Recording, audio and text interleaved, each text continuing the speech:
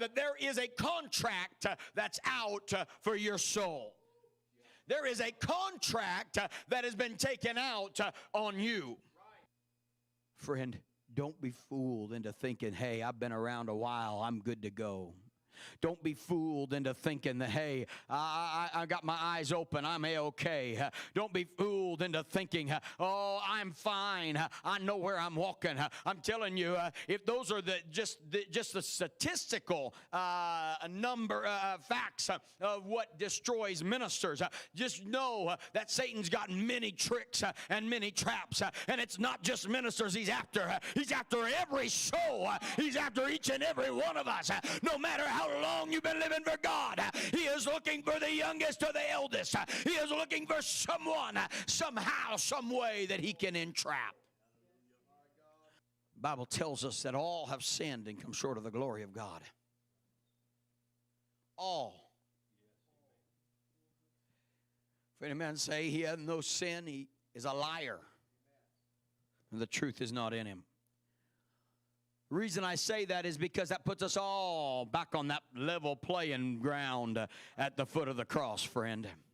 Every one of us have got to recognize and identify our sin. We've got to recognize and identify the way Satan is able to have access to us. Then you try to cover this, and then you try to cover that. And the reality is, that's such a small thing in the grand scheme of life. How many times do we sin, and then we got to do another sin to cover that sin, and we have another sin to try to block that sin, and another thing that begins to block us and help us to forget all that stuff, and it's not long, and we're back, and it's just a spiral that goes down, down, down, and we're facing it daily. Satan has come to take your life. He's come to steal your joy, your peace, your happiness, and your freedom. He has come to kill your hope, your future, your potential, and your promise. I'm preaching to somebody. He wants to destroy your family. He wants to destroy your life. He wants to destroy your eternity with Jesus. I'm telling you, Satan, he wants to destroy you. And part of the way Satan does it, the scripture tells us in Corinthians that the God of this world hath blinded their minds. I'm telling you, he will blind somebody so they do not even see their need to be saved. They do not even see their need to escape. I read in Isaiah 14. Isaiah 14 and 16, and they that shall see thee shall narrowly look upon thee and consider thee, saying, is this the man that made the earth to tremble, that did shake kingdoms, that made the world as a wilderness and destroyed the cities thereof, that opened not the house of his prisoners? I'm telling you today, this is in reference to Lucifer. When you begin to understand, that's what Satan does. Every time he touches somebody's life, he destroys it. Every time he touches somebody's life, he makes a wilderness out of it. Every time he begins to work in somebody's life, he makes a mess out of it. He puts darkness. He puts hopelessness. He puts rejection and failure.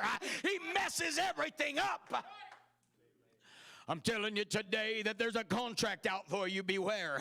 But there is a one. The scripture says in verse 14, he says, blotting out the handwriting of ordinances that was against us, which was contrary to us. Oh, Satan had written it all out.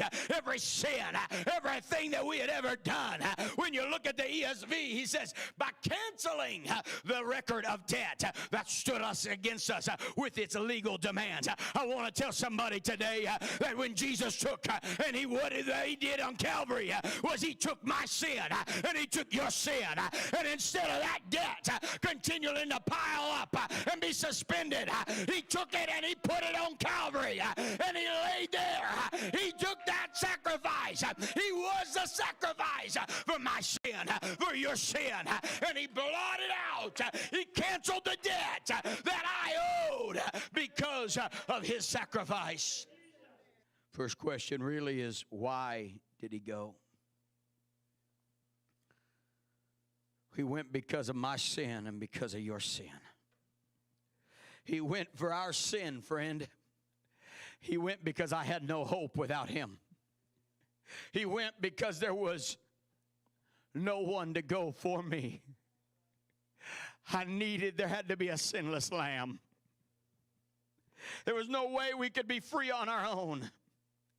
But God created a fleshly body and revealed himself to man so that he could reconcile us back to himself. You can be free today, but you're going to have to come to the same cross that I went to. You're going to have to come to the same cross that every man and woman and child has to go to.